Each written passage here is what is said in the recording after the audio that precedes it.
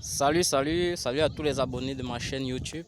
J'espère que de là où vous êtes, la vie se passe très bien et très belle. Aujourd'hui c'est le 30 novembre 2020. Et comme ça, on est à pratiquement 31 jours de la nouvelle année. Je vous fais cette vidéo depuis mon boulot classique. Comme vous pouvez le constater, je suis en blouse blanche. Je suis un seigneur de la craie. Ouais, et voilà, ça c'est le lycée. Bon, présentement, je suis en permanence et je profite de cette occasion pour faire une petite prise de conscience. Faire une petite prise de conscience à tous ceux qui sont abonnés à ma chaîne. Il faut bien suivre ce message que je vais vous passer. Il faut bien commencer quelque part dans la vie. Et c'est très important. Samuel Eto'o, avant d'être le Samuel Eto'o que tout le monde connaît aujourd'hui, il a commencé quelque part dans les rues des quartiers, dans les petits terrains, dans les grands terrains, dans les petits clubs, dans les grands clubs. Il a évolué en fait. Il a fallu du temps, il a fallu des années pour qu'il arrive à ce niveau-là. George Weah sont des personnes qui ont commencé quelque part, ils ont évolué, ils ont eu une carrière très magnifique. Et un jour, ils se sont retrouvés en train de gouverner un pays. Ils se retrouvent en train de gouverner un pays et ça part de là en fait. La question que tu dois te poser c'est quelle est ta base? Tu as commencé où? Ou alors tu vas commencer où? C'est très important. Avant d'atteindre le sommet d'une pyramide, il faut bien commencer par son pied. Et il faut gravir des échelons. Il faut gravir des montagnes. Il faut gravir tout simplement. Cette marche ne sera pas certainement facile. Pour la plupart, ce n'est jamais facile, ce n'est jamais évident.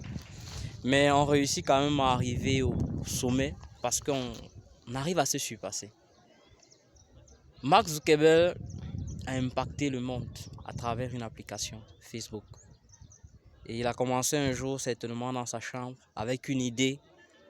Il a matérialisé son idée et son idée est devenue une réalité. C'est très important. Aujourd'hui, on veut aller vite, mais on ne veut pas payer le prix pour aller vite. Dans un monde qui va vite, c'est vrai, si tu veux aller vite, il faut payer le prix pour aller vite. Quelle est ta base? Tu as commencé où? Qu'est-ce que tu décides de mettre en place comme début, comme base? C'est très important. Aujourd'hui, on te présente un business, tu trouves que ce n'est pas bien. On te parle d'un business, tu trouves que c'est trop beau pour être vrai. Tu commences à apporter des modifications au système, au plan. Mais si c'était facile, pourquoi toi tu n'as pas encore créé ton entreprise? La critique elle n'est pas mauvaise, mais pourquoi critiquer lorsque tu n'arrives même pas à créer quelque chose? Les gens ont les masters, les doctorats, mais ils ne connaissent même pas la composition d'une bouchette d'allumettes. Ils ne connaissent même pas les produits qu'on a utilisés pour créer l'allumette. Personne ne peut créer l'allumette. On a des doctorats, on a tout. C'est bon, c'est pas mauvais, c'est très intéressant. Mais qu'est-ce qu'on peut arriver à créer avec tout ça? À part juste être là pour corriger le français des autres. Il aurait dit ci, il aurait dit ci, il aurait dû dire ci. Il a dit ça, il aurait dû faire ci, il a fait ça. Mais la question qu'il faut se poser, mais qu'est-ce que ta vie a eu de plus depuis que tu corriges, depuis que tu critiques et depuis que tu penses que ce que les autres arrivent à réaliser n'est pas juste, n'est pas bon? Aujourd'hui, on est des champions de la critique. On veut que ça soit facile. On veut qu'on se lève un bon matin. On nous dit, ok, vraiment, vous venez d'être nommé proviseur. Et voilà, vous allez bénéficier de tous les avantages prévus par la réglementation en vigueur. Et ceci, cela, nanani, nanana. C'est très beau, c'est bien. Mais vous oubliez que quand vous êtes nommé, c'est une responsabilité, c'est un travail. Vous avez des comptes à rendre. Et aujourd'hui, on est en train d'entrer dans une vision, dans une ère très très mouvementée, où il faut se positionner, où il faut décider de prendre une décision, où il faut décider de dire je m'engage à faire quelque chose de ma vie. Tu as 30 ans, tu vis encore dans la maison familiale. C'est toi qui sabote tous ceux qui sortent le matin pour aller se chercher. Comme quoi, ce qu'il fait là n'est pas légal, ce qu'il fait là n'est pas bon. On dit qu'il est dans la secte. Mais toi, depuis que tu es là, 30 ans, tu es dans la maison de tes parents là. Tu es où? Quelle est ta position? Le gars, il achète la voiture. Ah, ça c'est l'argent sale. Il réalise un truc. Ah, c'est l'argent-ci. Arrêtons de critiquer les autres. Critiquons-nous nous-mêmes. Regardons ce que nous faisons au quotidien. Est-ce qu'on apporte un plus dans ce monde? Est-ce qu'on sert à quelque chose réellement? Il faut servir à quelque chose. Il faut se réaliser. Il faut réaliser les autres. Il faut donner une vision aux autres. Aujourd'hui, tu es là, tu te plains comme quoi l'État a lancé 10 places. Et je reviens toujours sur cette partie. Les gens attendent que l'État lance les concours 100 places. Même si on lance 1000 places là, il y a combien de Camerounais qui ont le diplôme requis pour ce concours de 1000 places qu'on va lancer et que toi tu attends aussi d'avoir ta part dessus. Mais en attendant d'avoir le concours, lance-toi quelque part. Commence quelque part, ça va de là. Il faut avoir une base. Ta base, ce n'est pas toujours forcément travailler au gouvernement, avoir un matricule. Non, ce n'est pas tout ça la base. Certains ont commencé par faire la sauvette, par vendre les habits au marché. Chacun peut commencer quelque part. Tu peux commencer par vendre les chaussures, je ne sais pas. Mais quelque chose qui peut te permettre d'avoir un petit revenu. Quelque chose qui peut te permettre de te lancer, d'avoir une base. Parce que même pour faire le concours là, il faut avoir l'argent pour déposer le dossier. Oui. Donc ça veut dire, il y a une base. Il y a quelque chose qui va impulser ta réussite en fait.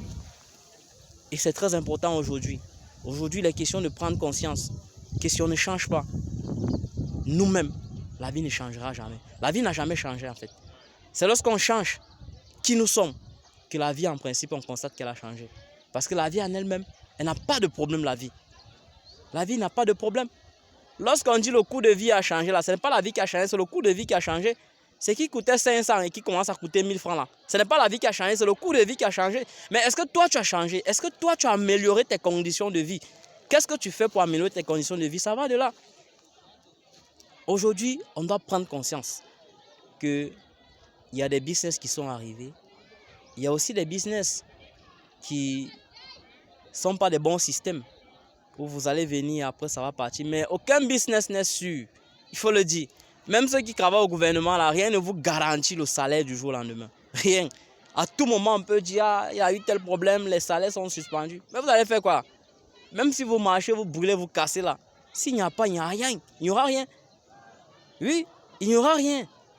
Donc, ce n'est pas une affaire de recherche matricule pour garantir. Garantir quoi? Vous allez garantir quoi? Quand vous allez aller en retraite, vous allez avoir 35 000 de pension retraite dans un moment où vous avez plus besoin d'argent pour votre propre santé. Vous allez dire que non, c'est la sécurité. Ce n'est pas la sécurité, ce n'est pas un vice en fait, ce n'est pas une intelligence. Il faut chercher un business. Il y a des business aujourd'hui. Cherche un business, investis, entreprends et lance-toi en fait. Prends le risque de perdre. Parce que quand tu prends le risque de perdre, c'est là que tu sauras si tu vas gagner ou pas. Mais si tu ne prends pas le risque de perdre, tu vas même perdre sans avoir pris le risque. Parce que ne pas risquer, c'est risquer. Risquer, c'est risquer. Tout ça, c'est la même chose. Rester et dire que non, moi j'ai mes 5 000. Tes 5 000 là, tu vois, moyen, ça va finir. Mais tu peux prendre tes 5 000 et ça devient 6 000, ça devient 7 000.